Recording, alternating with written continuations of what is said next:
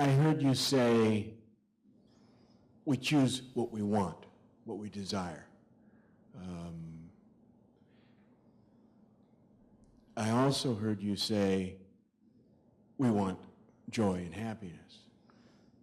But that's not a choice. In my own life, I have chosen misery often. I mean, habitually. How are those two things congruent? As you said, habitually. What does habit mean? Habit means that you're doing life without awareness, isn't it? The word habit means you become repetitive. You're not doing things with awareness. There's no conscious action. It is habitual. It's become a psychological pattern. So, joy is not something that you have to choose. It's the longing of every life to be joyful, isn't it so? Is it something that you have to consciously make a decision? I think I want to be joyful, not miserable. Is it so? Is it so? You have to make a decision like this? No, this life knows that it wants to be joyful, isn't it? Simply because your body, your mind, your emotions have gone out of control. They are not behaving the way you want them to behave. If your mind was doing what you wanted to do, if your emotion was doing what you wanted to do, if your body was doing what you wanted to do, and if your energies were doing what you wanted them to do, would you experience any misery in your life? If they were taking instructions from you, would you possibly have misery? No. So, don't think about joy, don't think about misery. You just have to learn how to operate this mechanism. If you take charge of this, you don't have to worry about joyfulness and misery and all this stuff. The very life is a guide, isn't it? There is no possibility of you consciously choosing to be miserable. There is an absolute insurance about that, okay? You don't have to worry, will I make a wrong decision? You will never make a wrong decision.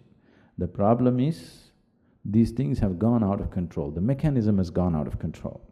Do you want to drive your car or crash your car? Drive your car. But people do crash their car. Why? Out of control, isn't it? Something goes out of control.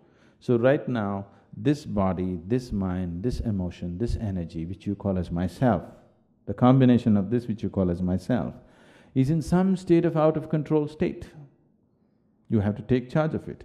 If you have complete mastery over your physical body, 15 to 20% of your life and destiny will be in your hands. If you have mastery over your mind, 50 to 60% of your life and destiny will be in your hands. If you have mastery over your life energies, 100% of your life and destiny will be in your hands. Your birth, your life and your death, and in which womb you will be born, it can also be consciously chosen. Even now you're making the choice, but you're making an unconscious choice. The very womb that you're born in can be chosen by you. To that extent, you can have mastery over your destiny and life, if you take charge of this. You don't take charge of the vehicle, but you want to go somewhere. How? Just by accident? Just by accident you'll land up anywhere, isn't it? You don't land where you want by accident. Sometimes you do. By accident, everything works sometimes, isn't it? Everything works sometimes by chance, but that's not the way. Creating your life, making your life happen means you must take charge of this. And that's what we mean by inner engineering. You take charge of this, don't worry about joyfulness, don't worry about misery, don't worry about all this nonsense. You take charge of this. If your mind is doing what you want it to do, you will definitely make sure you're joyful. You'll definitely make sure you're peaceful, isn't it?